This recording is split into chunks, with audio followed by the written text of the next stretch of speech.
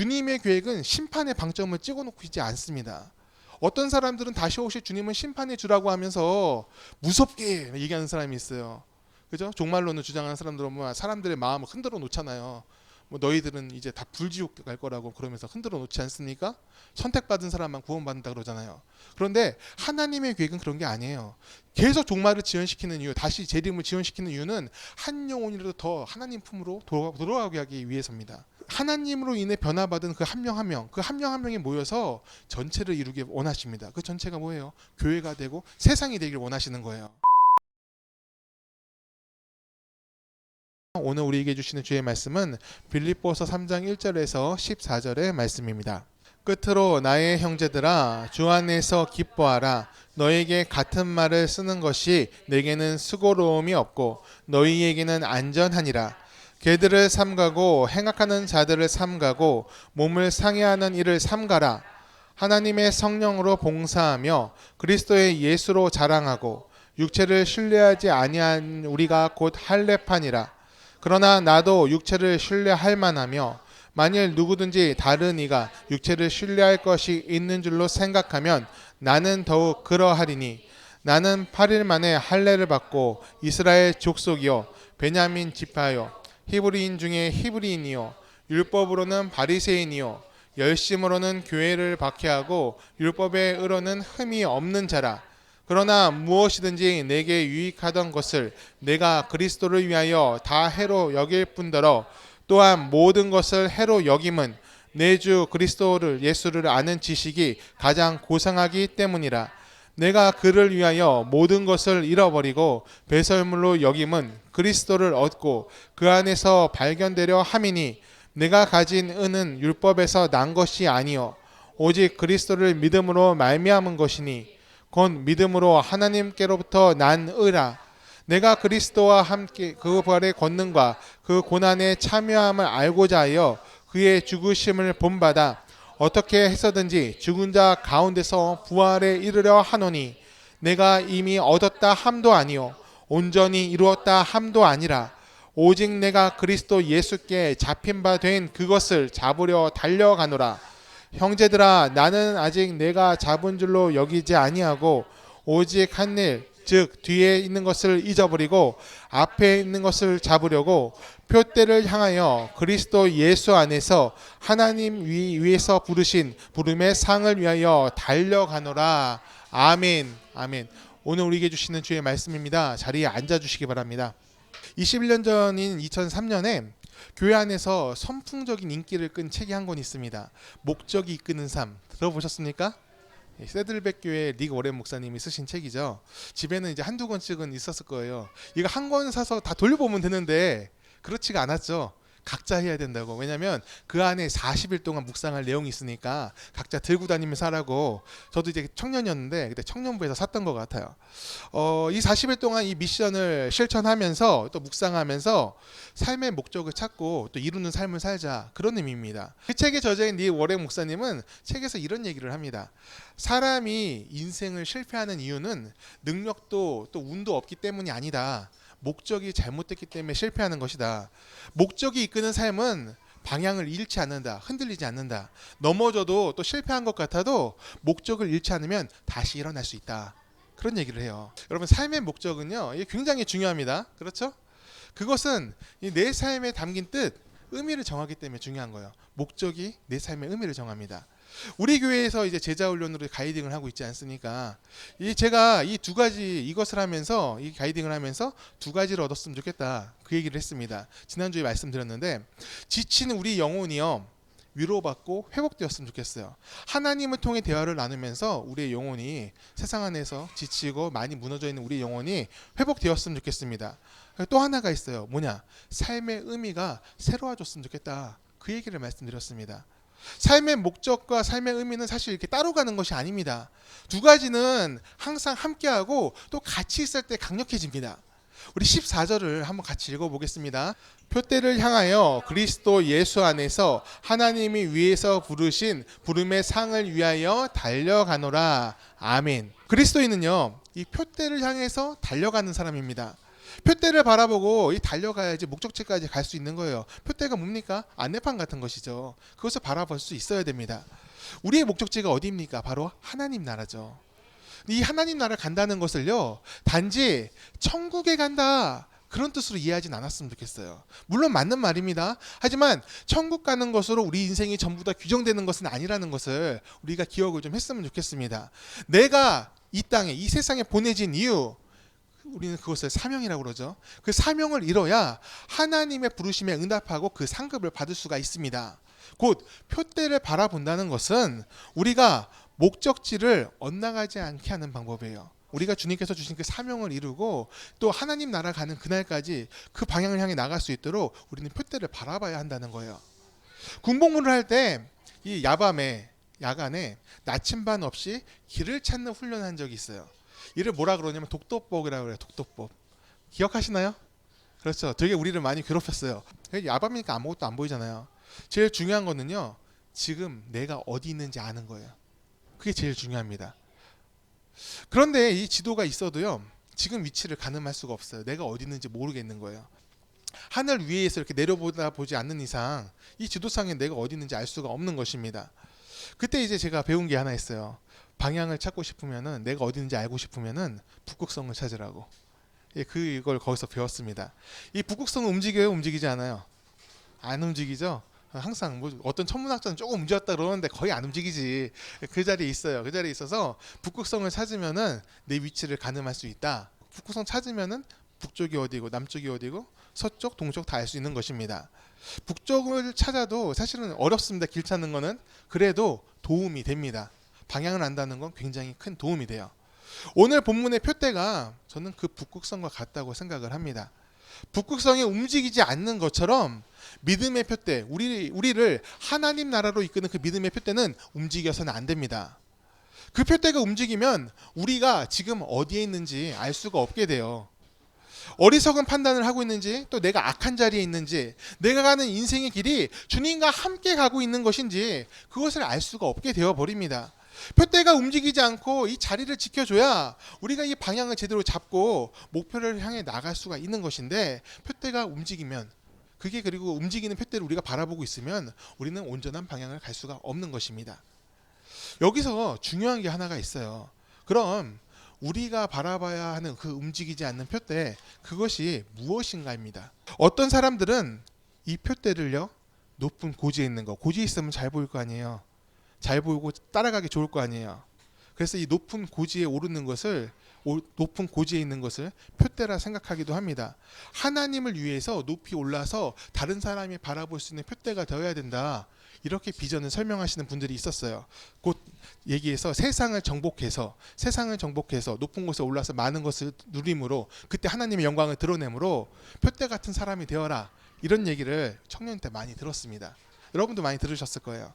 고지론이라고 하는 거예요. 이거를 고지론이라는데, 높은 곳을 점령해서 은혜를 흘려보내라, 이렇게 이해를 하시면 되겠어요. 사회적인 성공을 이뤄서 하나님의 영광을 드러내면 그 일로 은혜가 아래로 흘러내린다. 낙수효과라고 하죠. 경제적인 용어긴 한데 낙수효과, 그런 게 이제 은혜, 교회 안에서도 또 세상에서도 일어날 수 있다. 하나님을 위해서 성공해라, 그런 얘기를 하시는 분들이 많았습니다. 사단장인 기독교인이면 그 밑에 있는 장교들도 또 사병들도 교회에 많이 온다 얘기하면서 기독교인이 오라고 이렇게 얘기를 하는 거예요. 그 말처럼 또 기독교인이 왔습니다. 그러면서 이런 얘기를 하세요. 전도는요, 위부터 하는 거다. 위를 잡으면 밑에도 다 잡을 수 있어. 이런 얘기를 합니다. 머리를 전도하면 몸은 그냥 오게 되어 있다. 이 논리예요. 그때는 이제 제가 어린 청년이니까 그런가 보다, 맞네, 진짜 다 많이 왔네, 그런 생각을 했습니다. 실제로 진짜 장교들이 그 예배당이요, 새로 져가지고 2,000명인가요? 신교대, 신병교육대 예배당이어서 워낙 컸어요. 그런데 그 예배당이 신교대도 물론 이제 장병도 새로운 이제 훈련병도 많았지만 다른 장교들도 사단장 따라서 엄청 많이 왔어요. 사단장이 한마디 하잖아요. 오늘 종교활동 때 많이 가라고, 많이 갔으면 좋겠다 한마디 하면은 다들 난리가 나요. 다 가라고 막. 그러니까 전부 다 몰려오는 거예요. 사람이 많으니까 그 큰 예배당 사실 신우들만 원래 나왔던 사람들만 예배드리면은 그렇게 많지 않아요. 앞에만 좀 옹기종기 모여서 예배드렸는데 신병들 빠지면 그렇게 돼요. 옹기종기 모여서 예배드렸는데 사단장이 한마디 하니까 다 와가지고 꽉 차는 겁니다. 교회에 활력이 생기니까 보기도 좋고 좋았습니다. 그렇게 교회의 영광을 이렇게 가져다 줬던 그 사단장, 그 담임 목사님이 되게 좋아했어요. 그 사단장을. 근데 그 사단장이요 이제 임기가 끝나고 다른 곳으로 가게 됐습니다. 빈자리가 있으면 그 자리를 채워야죠. 새로운 사단장이 왔습니다. 그런데 이번 사단장은 불교 신장입니다. 장교들이요 쑥 빠져나갔어요. 물론 그 중에서는 계속 나오는 사람도 있었지만 비교할 수 없을 정도로 많은 사람들이 안 나왔어요. 그럼 법당에 갔냐? 그거까지 모르겠어요. 제가 법당을 안 가가지고. 하여튼 교회는 오지 않았습니다. 사단장이 바뀌니까 교회는 오지 않는 거예요. 병사들도요 줄었어요. 제가 이런 생각을 했습니다. 우두머리의 종교에 따라 그 밑에 사람들의 종교 생활이 달라지는 것, 그게 과연 옳은 것인가? 그 생각을 한번 해봤습니다. 저걸 좋다고 얘기할 수 있는 것인가? 뭐 답은 정해져 있지 아니다라는 거죠. 다음 사단장은 이 기독교인이 왔으면 좋겠다 이러면서 나는 기도를 해야 되는 것인가? 뭐 다음 사단장 오면 또 많이 올 테니까 기회를 얻었다고 또 복음을 전하면 되니까 그런 기도를 우리가 해야 되는 것인가? 그런 생각을 좀 했습니다. 여러분 어떻게 기도를 해야 될까요? 깃발 뺏기라는 게임 아십니까 혹시? 옛날에 이제 저 어렸을 때 많이 하던 게임인데 두 진영으로 나눠요. 나눠가지고 상대방의 깃발을 뺏으면 이기는 겁니다. 그 깃발 뺏는 과정에서 규칙이 있어요. 그때 여러 가지 규칙을 만들 수 있는데 중요한 건 그 갈갈보를 하든 하든 지면은 그 사람은 죽어야 되는 거예요. 점점 인원이 줄어들다가 결국 깃발을 뺐으면 이기는 건데 그 팀 구성원들이 아무리 많이 잡혀서 아웃돼도요 상관이 없어요. 깃발만 뺐으면 되는 겁니다. 깃발을 뺏는 순간 승리가 나의 것이 되는 거예요. 그 과정은 상관없어요. 무조건 깃발만 뺐으면 되는 거예요. 저는요 아까 전에 얘기한 그 군대에서 사단장 따라 왔다 갔다 하는 거 그게 깃발 뺏기 같았어요. 종교 간의 깃발 뺏기. 내가 지금 우리 교회 우리 법당에 조금만 나와도 상관없다. 사단장만 바뀌면 다시 늘어날 거야. 이런 생각으로 기다리고 있는 것 같았습니다. 그러니까 뭔가 이게 잘못된 것 같은 생각이 막 드는 거예요. 구약시대의 전쟁을 보면요 깃발 뺏기와 비슷합니다. 그때는요 민족과 민족이 싸우던 시대죠. 그 민족이 믿는 신들도 같이 싸우는 겁니다. 우리 신이 더 세냐 너희 신이 더 세냐 전쟁을 통해서 판가름을 짓는 겁니다. 전쟁에서 이기면 그것은 신의 승리였던 거예요. 이긴 민족의 신은요 진 민족의 신을 부하로 만듭니다. 그게 없애는 게 아니에요. 밑으로 들어오는 겁니다. 신전을 헐어버리거나 그리고 그 신전 헌자리에 자기의 신전을 짓거나 아니면은 그 신전에 그 있던 신상 우상들이니까 신상이 있었겠죠. 그 신상을 가져다가 자기들 신전에 갖다 놨어요. 부하신이 됐다는 거예요. 그런 의미로 쓰였습니다. 여기서요 이 구약 시대는요 개인의 신앙은 없습니다. 왕의 신앙이 그 백성의 신앙이 되는 것이고 민족의 신앙이 또 그 전체의 신앙이 되는 것입니다. 진 민족은요 이긴 민족의 신을 믿어야 되는 겁니다. 승리하는 신이 다 갖는 거예요. 이것이 전쟁의 룰이었습니다. 하지만 이것이 하나님께서 원하시는 신앙이냐 어떻게 생각하십니까? 당연히 아니겠죠. 누가복음 15장 7절 말씀 같이 읽겠습니다. 내가 너희에게 이르노니 이와 같이 죄인 한 사람이 회개하면 하늘에서는 회개할 것이 없는 의인 99으로 말미암아 기뻐하는 것보다 더하니라. 아멘. 한 영혼이 천하보다 귀하다. 이 말씀이 성경에 있을까요? 없을까요? 없어요. 검색해봐요. 없어. 없는데 우리는 이걸 굉장히 익숙하게 듣죠. 목사님들이 하도 얘기 많이 했나? 아니요. 그게 아니라 성경에 있는 내용이 전부 다 이 내용을 얘기하고 있기 때문에 그래요. 말은 다른데 전부 여기에 모여요. 한 영혼이 천하보다 귀하다. 여기에 다 뜻이 모입니다. 우리가 방금 읽은 말씀도 그렇죠. 죄인 한 사람이 회개하는 것이 99사람이 기뻐하는 것보다 더하다고 하셨어요. 한 사람이 너무나 중요하다는 것이죠. 이것이 하나님의 뜻입니다. 99명이 귀하지 않다는 것이 아닙니다. 한 명의 회개가 그만큼 하나님의 마음을 즐겁게 한다는 겁니다. 하나님께서 원하시는 것은 한 영혼 한 영혼들이 변화를 받는 거예요. 누구의 신앙에 따라서 이리 갔다 저리 갔다는 것이 아니라 그 사람이 하나님을 만나고 하나님 안에서 새로운 삶으로 나아가는 것, 그것을 주님께서 원하고 계십니다. 하나님으로 인해서 한 영혼이 구원될 수 있다면 믿음의 사람으로 이 세상에서 열매 맺을 수 있으니까 주님께서 기다리고 계시는 거예요. 예수님이 올라가셨을 때 하늘로 올라가셨을 때 뭐라고 하셨냐? 천사들이 그랬죠. 너희 중에는 다시 내려오는 것을 볼 자도 있느니라. 제자들한테 그랬잖아요. 근데 제자들이 전부 다 죽은 지는 엄청 오래됐죠. 그리고 그 다음도 죽고 다음도 죽고 다음도 죽고 계속 죽어요. 그러면 천사가 뻥을 친 거냐? 그렇게 생각할 수 있을까요? 이 신학적으로 이걸 뭐라 그러냐면은 지연된 종말이라고 그래요. 주님께서 분명히 계획이 있으셨습니다. 바로 오실 계획이 있었습니다. 그런데 그것을 연기하고 계시는 거예요. 왜 연기를 하고 계실까요? 하늘이 너무 좋아서 땅은 좀 구려서 아니잖아요. 한 명의 영혼이라도 주님의 계획은 심판의 방점을 찍어놓고 있지 않습니다. 어떤 사람들은 다시 오실 주님은 심판해 주라고 하면서 무섭게 얘기하는 사람이 있어요. 그죠? 종말론을 주장하는 사람들은 뭐 사람들의 마음을 흔들어 놓잖아요. 뭐 너희들은 이제 다 불지옥 갈 거라고 그러면서 흔들어 놓지 않습니까? 선택받은 사람만 구원받는다 그러잖아요. 그런데 하나님의 계획은 그런 게 아니에요. 계속 종말을 지연시키는 이유, 다시 재림을 지연시키는 이유는 한 영혼이라도 더 하나님 품으로 돌아가게 하기 위해서입니다. 그것을 우리가 잊어서는 안 될 줄 믿습니다. 그 하나님으로 인해 변화받은 그 한 명 한 명, 그 한 명 한 명이 모여서 전체를 이루길 원하십니다. 그 전체가 뭐예요? 교회가 되고 세상이 되길 원하시는 거예요. 그 변화를 만들지 못하는 신앙은요, 신앙이라고 할 수가 없습니다. 그저 액세서리 같아서 이 종교적인 장식을 하나 달고 있는 것에 불과한 겁니다. 장식은요, 언제든지 떼버릴 수 있는 거예요. 마음에 안 들면 버리고 다른 것을 착용할 수 있는 겁니다. 근데 여기에 이 내가 마음대로 버릴 수 있는 거, 이 여기에 어떤 삶의 의미가, 중요한 의미가 붙을 수 있겠습니까? 그럴 수 없다는 거예요. 그저 유통기한이 지난 제품처럼 때가 되면 버릴 수 있는, 내 삶에서는 아무것도 아닌 것이 되어 버리는 겁니다. 여러분, 우리가 하나님을 따른다는 것, 이런 액세서리처럼 여겨서는 안 될 줄 믿습니다. 내 삶이 진정 주님 안에서 열매 맺고 그리고 사명을 이루고 우리가 하나님 자녀로 살기 원한다면은 보다 중요한 것으로, 사명으로, 삶의 큰 의미로 삼으실 수 있기를 바랍니다. 은혜를 위해서부터 쏟아붓는다고 하는 것을 고지론이라고 그랬죠. 이 고지론은요, 절대로 표대가 될 수가 없습니다.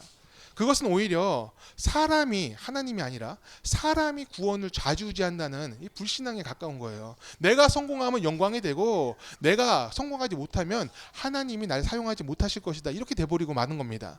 그것은 은혜가 아니에요. 은혜는요, 하나님께 전적으로 의지하고 하나님으로 인해서 얻는 것입니다. 그리스도인이 된다는 것은 예수님으로 인해서 내가 변화되었다는 것입니다. 예수님이 내 삶에 개입하지도 않고 또 아무 영향력이 없다면 우리는 그리스도인이라고 말할 수가 없는 겁니다. 그리스도인은 예수님을 바라보는 사람들입니다. 곧 우리의 표대가 누구입니까? 바로 예수님이라는 거예요. 세상의 것이 아니라 예수님이 우리의 표대 되십니다. 우리는 예수님을 바라보며 우리의 목적지를 향해 나아갑니다. 예수님이 우리가 가야 할 목적지를 가리키고 계시고 그 목적지까지 우리와 함께 동행하여 주세요. 안내자, 인도자, 동행하시는 멘토가 되어주시는 분, 그분이 바로 우리 예수님이십니다. 예수님이 없으면 우리가 아무것도 아니에요. 또 아무것도 아니라고 말할 수 있는 사람이 되시기를 바랍니다. 예수님이 삶의 목적과 의미가 되는 우리들 되기를 간절히 축원합니다. 우리 8절 9절 우리 같이 한번 읽겠습니다. 또한 모든 것을 해로 여김은 내 주 그리스도 예수를 아는 지식이 가장 고상하기 때문이라.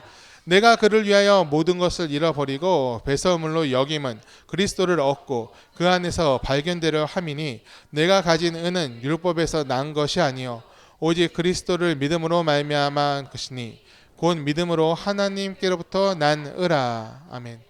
바울은요, 자기 자신을 가리켜서 가장 작은 자라고 얘기를 했습니다. 자기는 제일 마지막에 들어온 사람, 또 가장 마지막에 놓인 사람이라고 얘기를 했습니다. 보잘것없는 사람을 예수님께서 직접 찾아와 주시고 또 이방인을 향한 사도로 삼아 주셨다. 그래서 난 하나님을 찬양한다, 감사하다, 날 사용하셔서 너무나 감사하다, 이런 얘기를 했어요. 그런데요, 바울이요, 정말 보잘것없던 사람일까요? 아니라는 거예요. 바울은요, 나름 잘 나가는 사람이었습니다. 우리의 생각보다도 더 잘 나가는 셀럽 같은 존재가 바울이었어요. 사도행전 7장을 보면 스데반이 복음을 증거하다 돌에 맞아서 순교하는 장면 나오죠. 그때 많은 사람들이 스데반이 한 말 때문에, 그 복음 전한 것 때문에 그 마음이 강팍해져 가지고 돌 들고 다 덤비는데 그때 딱 겉옷을 벗어요. 벗어서 어떻게 하냐? 사울이라 불리는 사람 발 앞에 놓았다고 그래요. 이 사울이 누구예요? 바울이잖아요. 이 발 앞에 넣었다는 것은 너는 뭐 여기 참여하지 말고 우리의 옷이나 지켜, 그런 의미가 아닙니다. 이 사울이라는 사람, 이 바울이 주동자라는 거예요. 겉옷을 맡겼다는 것은 당신이 우리의 증인이 되어 주십시오. 우리가 하나님을 위해서 이 사람을 돌려 쳐 죽이겠습니다. 당신이 증인입니다. 또 당신이 판단한 것입니다. 이런 책임이 부여된 사람이 바로 바울이었다는 거예요. 그리고 바울은요, 이제 그렇게 영향력이 컸던 사람인데 거기서 끝이 아니라 그의 집안도 꽤 괜찮은 집안입니다. 다소에서 꽤 괜찮은 가문의 사람이었습니다. 그리고 로마 시민권이 그에게 있었어요. 당시에 그 로마 시민권은요, 아무나 주는 게 아니었습니다. 근데 바울이 뭐라 그러냐? 나는 태어나면서부터 로마 시민이었다. 이 큰 돈은 저도 못 사는 건데 그 사람 가면 집안 사람 다 로마 시민이라는 거예요. 그 시민권을 갖고 있는 사람. 그래서 그 사람이 바울이었습니다. 그리고 거기서 끝이 아닙니다. 학벌도 굉장해요. 당시에 그 유대교의 랍비 중에 가말리엘이라는 사람이 있어요. 그 사람은 이제 유대교에서는 크게 두 가지 학파가 있어요. 그 중에 한 학파의 대표 같은 사람입니다. 그 사람의 제자라고 얘기를 해요. 권력과 부, 학벌까지 빠지지 않던 사람, 이 사람이 바로 바울이었어요. 그런데 바울이 뭐라 하냐? 그 모든 것, 내가 갖춘 이 모든 것들이 나는 배설물처럼 보인다. 아무것도 아닌 것처럼 보인다. 뭐 다 가졌으니까 그런 소리 하는 건지 모르겠는데 실제로 바울은 전혀 신경 쓰지 않습니다. 그런 것을 나타내려고 하지 않아요. 로마 시민권이 있으니까 그걸 사용하면 핍박 안 받을 수 있었습니다. 사용하지 않습니다. 또 다소에서 부자라고 했잖아요. 그 집에 얘기해서 돈을 좀 갖다 쓰면은 그렇게 힘들게 전도여행 안 해도 됩니다. 그런데 도움 청하지 않잖아요. 그리고 유대교 랍비로 살 수 있었습니다. 존경받는 랍비가 될 수도 있었겠죠? 그 길 찾아가지 않습니다. 왜? 예수 그리스도 때문에. 예수 그리스도 앞에 서니까 그 모든 것이 아무것도 아니더라. 나에게는 예수님보다는 더 중요한 것이 없으므로 그것들이 전부 다 하찮게 배설물처럼 보인다. 그런 고백을 할 수 있었습니다. 예수님의 이름이 진리이고 복음이기에 다른 모든 것이 나의 자랑이 될 수 없다. 그 얘기를 하고 있는 것입니다. 그리고 이렇게 말합니다. 나를 의롭게 하시는 분은 오직 주님이시다. 그의 의로움이 하나님으로부터 얻은 것입니다. 사람은 하나님 안에 있을 때 어떻게 살아야 하는지 어떤 방향으로 가야 되는지 알게 됩니다. 우리나라의 복음을 전하는 선교사 중에 아펜젤러라는 분이 계세요. 아시죠? 예, 감리교 선교사로 조선에 오셨는데 이분이 조선에 선교사로 간다고 그랬을 때 많은 사람들이 뜯어 말렸습니다. 가지 말라고. 조선이라는 야만적인, 우리는 억울하지만 그 당시에 외국에서 볼 땐 야만의 나라인 거예요. 이 야만적인 그 나라에 가기에는 당신이 너무 많은 것을 갖고 있습니다. 당신은 더 귀하게 쓰임 받아야 된다고 사람들이 그런 얘기를 하면서 말립니다. 목사면서 교사였고 좋은 집안 배경과 학벌을 가진 사람이 바로 아펜젤러였어요. 사람들이 볼 땐 조선에 가기에는 아까운 사람이었다는 거예요. 여기 있으면 더 많은 기회를 얻을 수 있을 텐데 가지 마세요. 이렇게 얘기를 하고 있습니다. 그런데 이 아펜젤러 선교사님이 이런 말씀을 했다고 그래요. 하나님께서 조선에 와서 나를 도우라고 하셨습니다. 그래서 가셨어요. 아펜젤러 선교사님은 이제 조선에 와서 학교를 세웁니다. 그 학교가 배제학당이죠. 지금은 배제고등학교가 되고 또 배제대학으로 발전을 했죠. 그리고 광해원, 오늘날 이제 세브란스 병원 그 설립할 때 이 아펜젤러 선교사님이 참여를 하세요. 그리고 우리나라에서 오래된 교회 정동교회를 설립을 하시죠. 아펜젤러 선교사님의 이 소망은요, 조선인들의 삶을 개선시키는 거예요. 예수를 통해서. 예수 믿으면 개선될 수 있다. 이 절망의 나라에, 소망 없는 나라에 소망이 들어갈 수 있다. 그래서 교육사역과 의료사역을 시작하신 것입니다. 우리 아펜젤러 선교사님의 마음에는요, 조선 사람이 담겨 있었습니다. 1904년에 군산 앞바다에서 타고 가던 배가 침몰을 합니다. 본인은 탈출했어요. 살았는데 탈출하지 못한 사람이 있다는 얘기를 들었습니다. 확실하지도 않아요. 그런데 그 얘기를 듣고 다시 배에 들어갑니다. 그리고 못 나오셨어요. 너무나 사랑한 조선 사람들을 위해서 자신의 생명까지도 내어준 거예요. 절대 그럴 이유가 없었죠. 이방인이잖아요. 조선에서 볼 때는 그 사람, 우리나라 사람들이 볼 때 이방인인데 이 이방인을 위해서 이 야만의 나라라고 불리는 당신 사람들이 다 무시하던 그 나라 사람들을 위해서 자신의 목숨까지도 내어놨다는 거예요. 저는 이 선교사님의 삶에서 하나님의 의를 봅니다. 그 스스로 세운 의가 아니죠. 그 안에 하나님의 의가 있었기 때문에 그 의를 끝까지 따라갈 수 있던 것이라 생각을 합니다. 왜 그 따라갈 수 있었습니까? 아펜젤러 선교사님이 표대를 바라봤기 때문에 그렇습니다. 표대 대신 예수님이 그의 삶의 중심에 계셨습니다. 자기 자신한테 집중한 것이 아니라 하나님의 부르심에 집중하고 하나님께서 사랑하라 하신 사람들을 위해서 삶의 무게중심을 옮겼습니다. 그래서 우리는 지금도 그를 하나님의 사람이라 기억을 합니다. 양화진에 가면 이분의 묘가 있어요. 그런데 시신을 못 찾았습니다. 가묘예요. 가짜 묘인데 거기에는 지금도 많은 사람들이 참배를 해요. 그리고 저하고는 완전 세대가 다른 사람이잖아요. 그리고 여러분들하고도 마찬가지고요. 지금도 기억하면서 감사하다고 얘기를 합니다. 저하고는 제 삶하고는 전혀 연결이 없죠. 하지만 하나님이 연결이 되어 있죠. 하나님이 저를 쓰셨던 것처럼 우리도 사용해달라고 우리는 이렇게 기도를 합니다. 이렇게 기도할 수 있던 이유는 하나님께서 아펜젤로 선교사님을 기억하게 하셨기 때문인 줄 믿습니다. 우리도 그런 사람이 돼야 돼요. 세상의 의로 우리를 채우는 것이 아니라 하나님의 의로 채운 사람이 되시기를 간절히 축원합니다. 12절을 같이 읽고 오늘 말씀을 마무리하도록 하겠습니다. 12절입니다.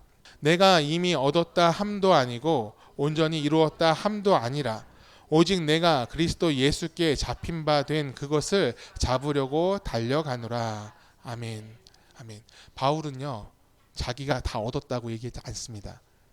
뒤에 있는 것을 생각하지 않고 앞에 것만 바라본다고 하잖아요. 내가 지금 사람들이 나를 칭송하는 그 소리를 난 듣지 않겠습니다. 내가 세운 업적들 나는 그것을 기억하지 않습니다. 오직 나를 부르신 하나님, 그 하나님만 바라보며 오늘도 앞으로 한 걸음씩 나갑니다. 나의 가장 큰 소망은 주님과 함께하는 것입니다. 훗날 나는 저 주님과 나의 하나님과 함께 있을 것입니다. 그날을 바라보며 오늘을 살고 있습니다. 이 고백을 합니다. 우리가 그렇게 살았으면 좋겠습니다. 우리를 붙잡고 있는 건 너무 많잖아요. 삶에서 우리의 발목을 잡고, 세상이 발목을 잡고, 염려가 발목을 잡고, 거기에 매이지 않았으면 좋겠어요. 어떻게 안 매일 수 있어요? 매이겠죠. 하지만 예수님을 바라보므로, 우리 앞을 인도하신 주님 바라보며 감사와 기쁨으로 채워갔으면 좋겠어요. 염려에도 하루가 가고요, 감사에도 하루가 갑니다. 그러면 뭘로 가시겠어요? 감사함으로 가세요. 그리고 그 감사가 염려를 덮을 수 있는 그 은혜가 임하기를 간절히 축원합니다. 우리는요, 주님을 통해서 세상의 본질을 보는 사람들입니다. 그거 잊지 않았으면 좋겠어요. 세상을 자꾸 다른 거 넣으려고 그래요. 하지만 그것도 제해버리고 하나님을 통해서 우리가 세상을 볼 수 있기 원합니다. 그러기 위해서 표대 대신 예수님을 바라보기를 원합니다. 방법은요, 이미 제시되어 있어요. 가만 놔두면 우리는 너무나 쉽게 타락하고 잘못된 길로 갑니다. 삶의 경건의 루틴을 만드세요. 하나님을 바라볼 수 있도록 우리의 귀를 정화하고 우리의 눈을 정화하고 우리 입술을 새롭게 할 수 있는 정직한 영이 우리 영혼에 가득할 수 있도록 하나님을 바라보는 거룩한 루틴을 만드시길 바랍니다. 기도하고 말씀 묵상하는 그 시간 구별하시길 바라요. 그냥 말씀이 눈에 들어오는 경우는 없습니다. 내가 마음을 열고 말씀을 열었을 때 하나님의 음성처럼 그 말씀이 내 마음에 쏟아져 들어옵니다. 그래서 우리가 기도하기 시작했을 때 하나님께 솔직한 마음으로 정직하게 기도했을 때 주님께서 응답을 주시는 것입니다. 우리가 나아가야 되는 거예요. 거룩한 시간을 만들어갈 수 있는 우리들 되기를 바랍니다. 오늘 이 시간 우리 찬양하면서 같이 기도할 텐데요. 항상 진실함으로 주님 앞에 나갔을 때 거룩한 응답을 얻습니다. 주님 곁에 항상 있는 우리들이 되기를 간절히 바랍니다.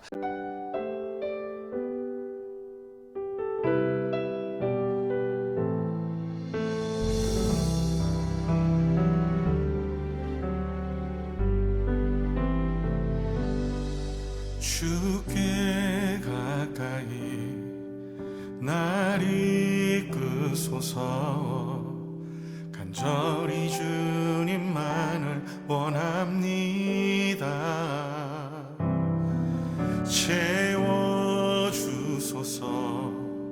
주의 사랑을 진정한 찬양 드릴 수 있도록 주께 가까이 날 이끄소서. 간절히 주님만을 원합니다. 채워주소서.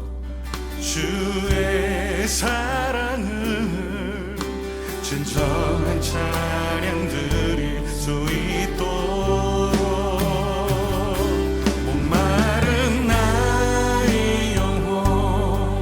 주를 부르